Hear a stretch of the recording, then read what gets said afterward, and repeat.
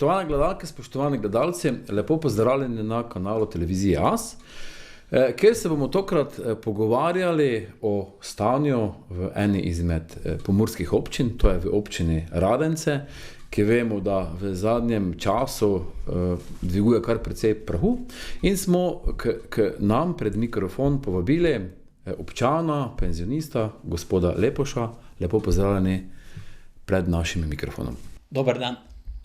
No, pa če malo orišemo oziroma pogledamo, kakšen je vaš pogled danes v občino Radence? Še enkrat lep dober dan. Moram reči, nič posebnega.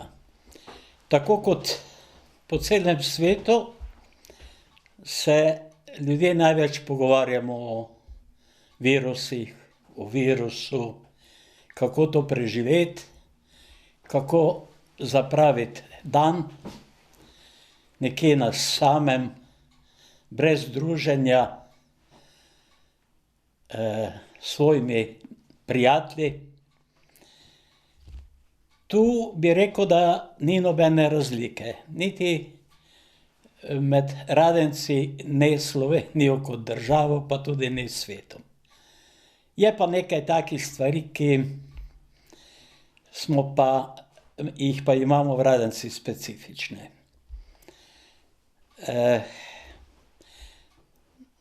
To je moj pogled na dogajanje v Radencih, namreč to je zadnje čase kar precej burno. Torej govorimo o političnem življenju. Tako, o družabnem življenju, o politiki v naši občini. Recimo trenutno smo v fazi, ko se pripravljamo na lokalni referendum, kjer naj bi odločali še zmeraj o želji našega župana o spremembi oziroma ukinitvi Titove ceste, Titove ulice v Radencih in pa poleg tega še 5 dodatnih vprašanj, ki so predvidene na tem referendumu. Moram reči, da je prav, da rečem, da se v Radencih nekaj dogaja. Gradimo igrišče z umetno travo. Koliko sem jaz seznanjen, sem v neposredni bližini doma. Stvari grejo proti koncu. Renovira nekaj ulic. V glavnem, dogajajo se neke stvari, ki pa pravzaprav občani o tem kaj dosti ne vemo. Nekoč smo imeli kake sestanke v okviru svetov krajevnih skupnosti ali kaj takega, kjer smo bili o tem kaj informirani. Zadnje čase nam to precej manjka. Dolgo je govoric, vseh mogočih, vsak si stanje v občini predstavlja po svoje.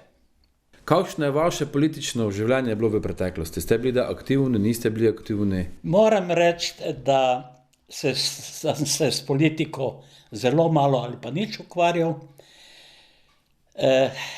Marsikaj v okviru moje družine preživel.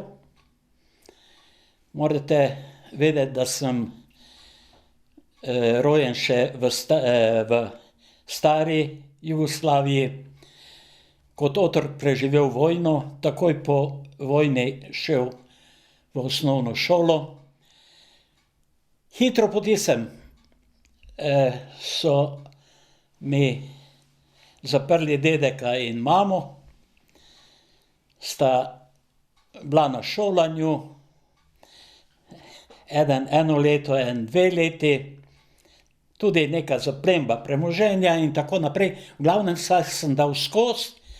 Moram pa reči, in to zmeraj ponavljam, nikdar nisem bil angažiran niti po vojni, kje pri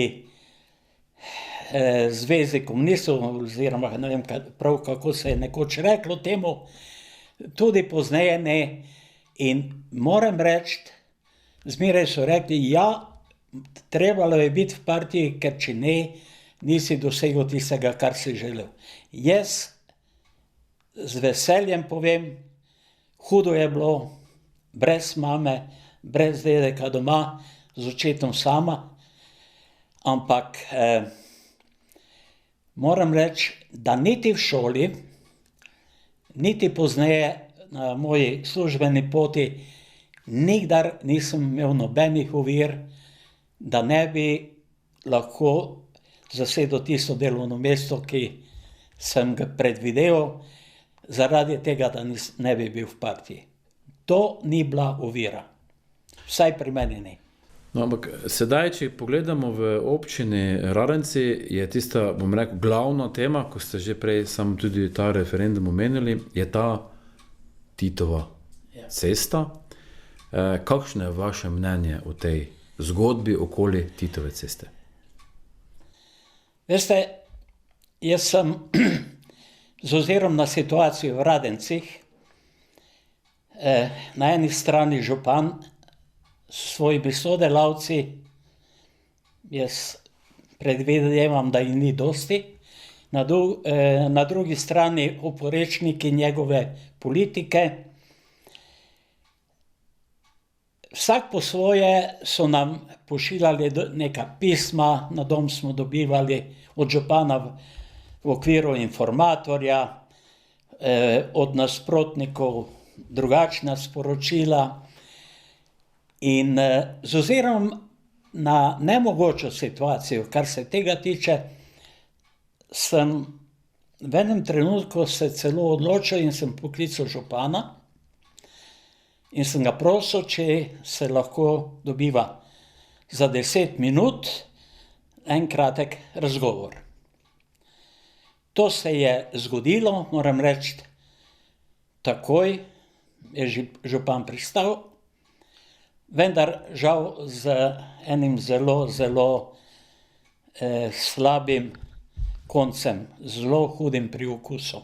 No, kaj se je zgodilo, če malo opišete našim gledalkam in Ne bi gledalcem? rad to ljudi s tem preveč obremenjeval, ampak moja želja je bila, da se te stvari umirijo. Namreč naš župan je imel vsak dan nove ideje. On je človek, ki ima ogromno idej, in Titova cesta ali ulica, ne vem prav, kako se ji reče, v Radence ne paše več in je želel to preimenovati v ulico Anteja Šarića, nekdanjega lastnika, medvojnega in predvojnega lastnika Radenske. Bil je upor predvsem stanovalcev, v tej ulici je nekje okrog 170 stanovalci, je bil, velika večina se je uprla temu predlogu, no potem čez en čas je prišel z novo idejo, da bi naj to ulico ukinili, vseeno in preimenovali v ulico osamosvojitve, slovenske osamosvojitve. Nimam nič proti, tako kot dosti drugih ljudi v Radencih, ki pravijo takole. Mesto je v Radencih za vsako ulico, vendar tiste, ki so, in če to ljudem ne paše, naj jih pusti pri miru. Jaz mislim, da je vloga župana, da se angažira na drugih področjih, nikakor pa ne na takih ideoloških. Še posebej v primeru našega župana, o tem ne bi rad kaj več. Veste, kako je, če prišlek pride od nekod in ti začne pamet soliti domačinom, jaz mislim, da ni prava pot. S tem namenom sem šel na tisti razgovor k njemu, ki je res trajal zelo kratko In moj predlog njemu je bil tale, dobesedno tako sem rekel, gospod župan, pametni ljudje včasih naredijo tudi korak nazaj. Ko smo se pogovarjali o teh stvarih, kaj se v Radencih dogaja. In to ga je zelo vznevoljilo, je skočil po konci in začel kričati, je rekel, kaj korak nazaj, niti približno. Naredil bom 2 koraka naprej, nič nazaj. Sem rekel, gospod župan, to je vaša odločitev, jaz sem vam svoje povedal. No, čez čas mi je rekel, da me bo moral odstraniti na silo iz občinskih prostorov. Sem bil presenečen, sem rekel, zakaj pa? Zato, je rekel, dobesedno zato, ker me žalite. Hitro po tistem se je priključil našemu najnemu razgovoru še, to moram povedati, še podžupan gospod Jelen. Niti nisem vedel, da je prisoten. Enkrat se obrnem, ga vidim za mojim hrbtom. Sem ga lepo pozdravil, sem rekel, gospod podžupan, nisem vedel, da tudi vi prisostvujete temu najnemu sestanku z županom. No, s tem smo končali. Spremljala sta me do dvigala, vsak na eni strani, jaz dvigalo, ona dva sta, brez slovesa smo šli narazen. To je bil moj edini stik, direkten z županom, ne privoščim ga nikomur drugemu. Ko si župan privošči, da občana, ne glede na to, kdo je, kaj je, pri meni še, jaz imam 80 let letos, 80-letnemu občanu zagroziti, da ga bo silo dal odstraniti z občinske stavbe. Žalostno, pravim, zato sem se odločil za to izjavo, da se kaj takega ne bi primerilo še komu drugemu. Morda, kaj je bil zdaj tisti vaš namen, da ste obiskali župana? Kot sem rekel, računal sem na to, da je župan človek, ki prisluhne občanom, enostavno, kot sem rekel. Rekel sem, hotel sem mu svetovati, ne bom rekel svetovati, ampak moje je bilo, da naj s to stvarjo malo počaka, naj stopi korak nazaj, pa bo kdaj kasneje. Danes smo tu, kje smo. V zvezi s tem bomo imeli referendum, stvar ne bo poceni verjetno. Kak bo pa rezultat, to bomo pa videli.